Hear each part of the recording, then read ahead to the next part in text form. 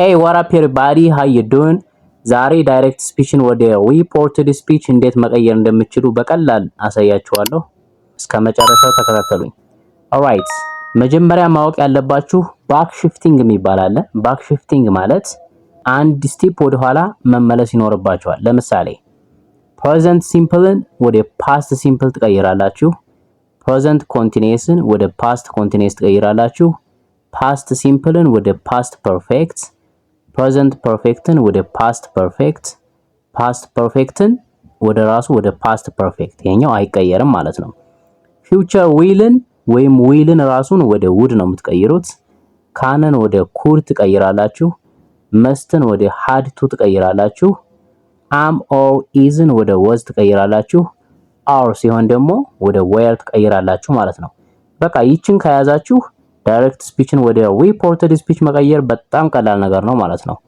ኦልራይት፣ አሁን ለሁሉም ምሳሌ እንሰጣለን። ሶ ተከታተሉኝ። ለምሳሌ ዳይሬክት ስፒች he said I go to school። የዚህ ሪፖርትድ ስፒች ምንድነው የሚሆነው? he said that he went to school። አያችሁ አይደለ? I go to school የሚለው ምንድነው? ፕሬዘንት ሲምፕል ነው ወይም ሲምፕል ፕሬዘንት ቴንስ ነው። ስለዚህ ሲምፕል ፕሬዘንት ቴንስ ወደ ምንድነው የሚቀየረው? ወደ ሲምፕል ፓስት ኦር ፓስት ሲምፕል።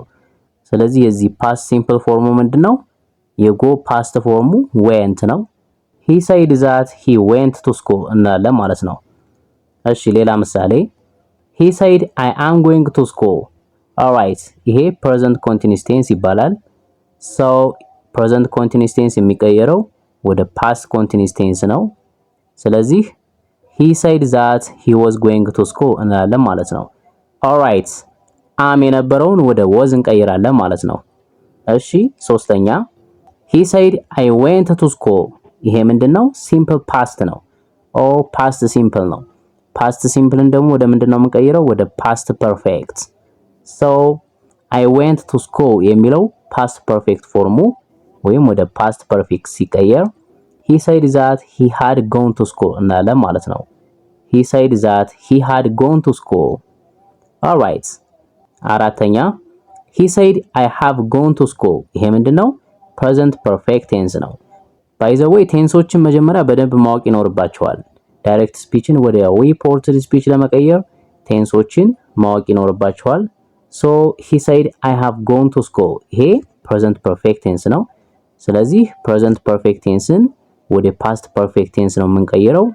so he said that he had gone to school እንላለን ማለት ነው። አምስተኛ he said I had gone to school ይሄ ምንድነው? past perfect tense ነው። past perfect tense ወደ ራሱ ወደ past perfect tense ነው፣ አይቀየርም ወደ ሌላ ማለት ነው። so he said that he had gone to school እንላለን ማለት ነው። ስድስተኛው he said I will go to school ይሄ ምንድነው? future ነው። will ነው እዚህ ጋር የተጠቀምነው። ስለዚህ will ወደ ምንድነው የሚቀየረው? he said that he would go to school እንላለን ማለት ነው። ሰባተኛው he said I can go to school። alright፣ ይሄኛው can ነው እዚህ ጋር ያለን። canን የምንቀይረው ወደ could ነው። ስለዚህ he said that he could go to school እንላለን ማለት ነው። ስምንተኛው he said I must go to school። መስትን ወደ ምንድነው የምንቀይረው ብለናል? ወደ had to።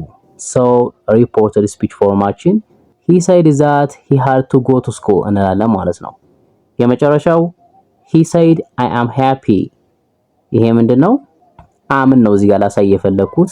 so የዚህ ሪፖርትድ ስፒች ምን ይሆናል? ከገባችሁ መልሳችሁን ኮሜንት ላይ አስቀምጡልኝ። alright፣ በቀላሉ ዳይሬክት ስፒችን ወደ ሪፖርትድ ስፒች በዚህ መልኩ መቀየር ትችላላችሁ። ቀጣይ በሌላ ጠቃሚ ቪዲዮ እስከምንገናኝ ሰላማችሁ ይብዛ።